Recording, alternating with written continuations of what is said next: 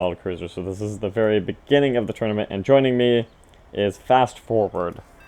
Yes, hello from Germany to Hawaii. Yep, we are on opposite sides of the globe. Let's see how this game works out. No prejudice against no teams.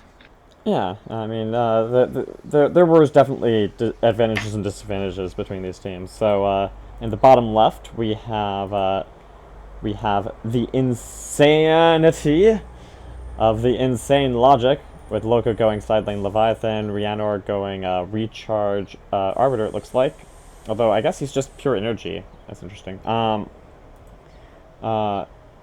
Battlecruiser going range missile. Shoddy going range missile.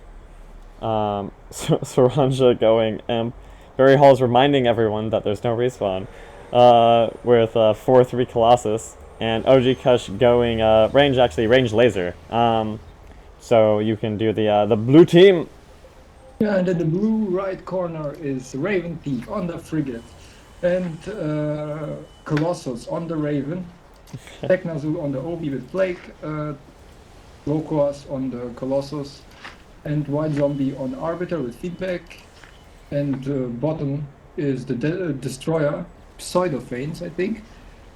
He started with life and speed, and seems like nothing else. Yes.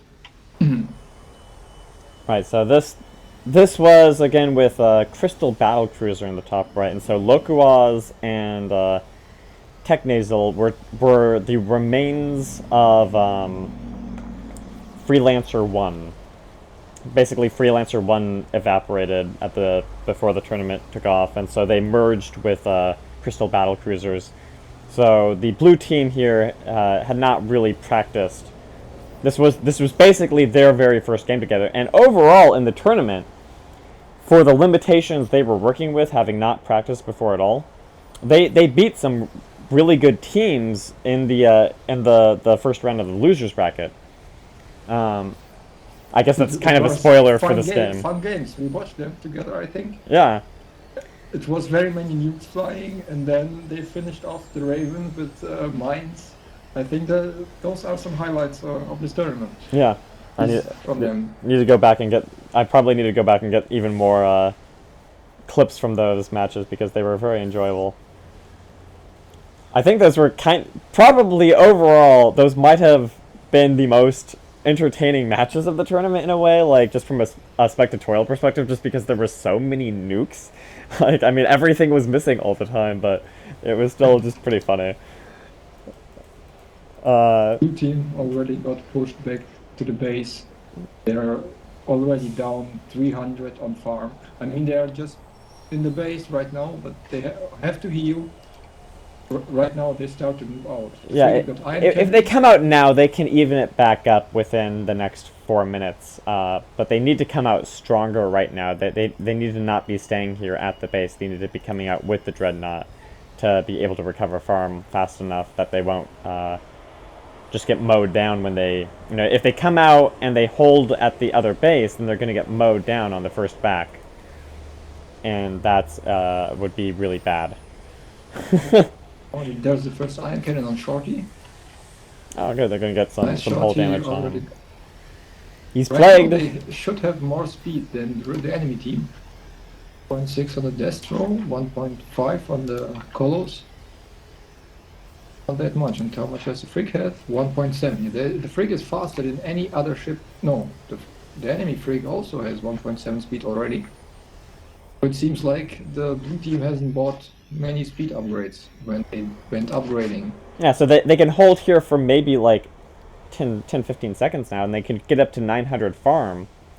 But they can't stay here, because if they do, the red team is going to come back. I mean, they are spending up to, OG Kush had almost 1,000 minerals. He had almost 900 minerals.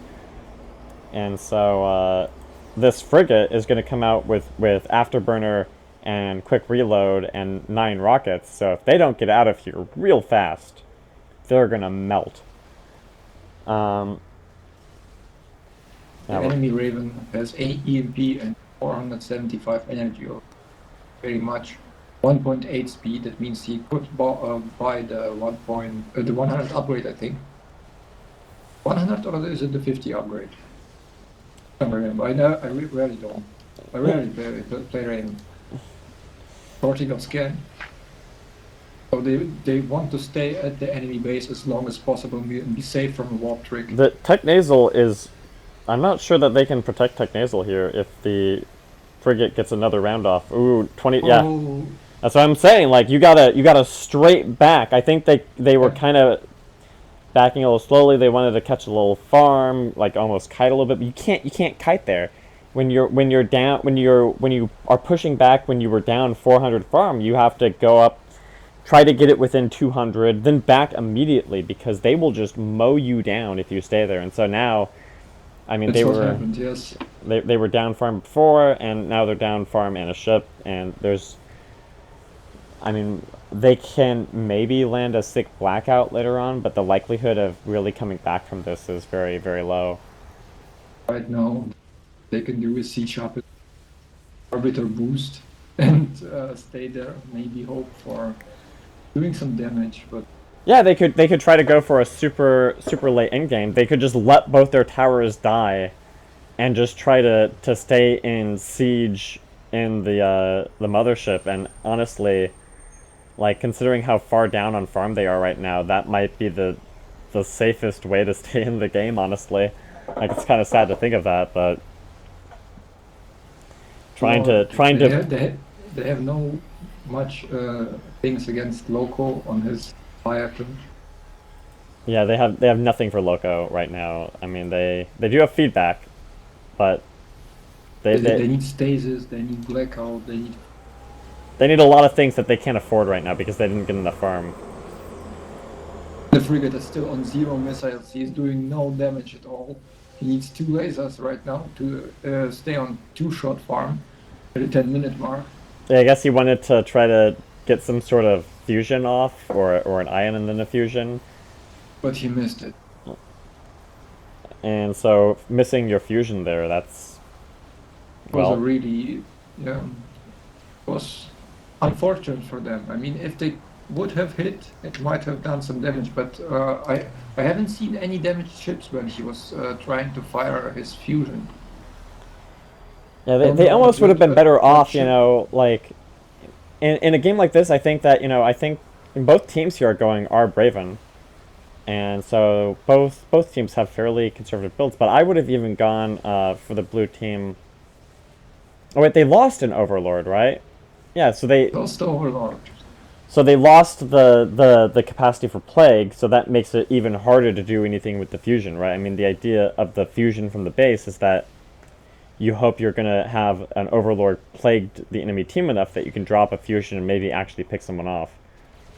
Try to deny the shield recharge of the enemy team, also doing very much damage to the frigate.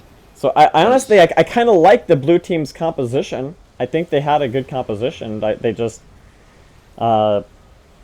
overextended on that first farming out, and that was kind of the game. And now the red team is going back, and they know what they have to do. They have just to go back with those 5 ships while Loco's staying there farming and upgrading, and then they will warp him. That will be most likely the GG. Yeah, the frigate is coming back with 1,400 minerals. The Raven is going back with 900 minerals. I think we're going to see a blackout probably from him, yeah. Let's see. Rip wave and... yep, blackout. Fusion. Blackout and warp. And Loco is killing the tower alone. Oh my goodness. During that time, yeah. Locos was... oh yeah, I remember Loco was saying, like, oh my goodness, Loco knew exactly what he needed to solo take the tower. As a Leviathan. 12 tents, 19,000, yeah. They blacked out only the Raven, but they actually don't need to black out very much more. I mean, when you're up 2,000 minerals and a ship... Have you seen that torpedo? That was a beautiful drift nuke. That was a beautiful drift, yes. OJ Kush is known for his torpedoes. That was a very beautiful drift. Carlos saw it coming, but he couldn't run away. Tried it, but it was very hard. It was. So I mean, yeah, Loco is the Leviathan. You know that it was DK versus DL, but that was practically. I mean, and then B instead of O, but that's not a huge number of differences in composition. They just tanked the torpedo because they can. Ojiko's just flown in there for no reason. It looked tasty. He was a little bit hungry. He thought it was a power-up.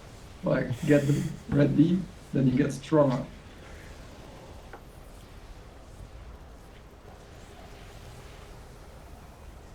Is the next tower down? Will they even go back? I don't think so. I don't think so. I think they will just finish. Oh, here's a nuke.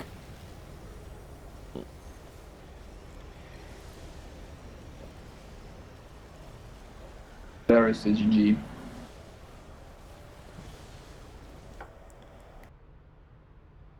All right, so yeah, I mean, I think that their plan going in was fine. They just needed a. It was really just the timing that they were struggling with. And that's what's going to happen a lot of the times when you are not a team that has a lot of organized in-house practice. You know, with your whole group together. Like if you've never done clan versus clan, it's hard to get a sense of, okay, how fast do we really need to back in this situation? And if you don't know what the tempo is going to be, it can be really easy to just get caught a little bit, and then you lose your first ship, and then it just snowballs. In Star Battle, it's very important to really talk to each other during you play during the game. Mm-hmm. So that everyone knows from which side you're moving out. Because if you just move out through the middle, it's actually not that great. Even if you move all 6 ships through the middle, better to usually it's better to move out through like the right side or the left side, so you can like flank the enemy. For that, you need a captain or at least a player who just says it. I'm moving out through the bottom, and then everybody of the team understands. Okay, we are moving out through the bottom. And the CrystalBattlecruiser, they didn't have TeamSpeak. 3 of the players didn't have a microphone, as far as I know. It was hard for them. Still, GG, well played. Yeah, I mean,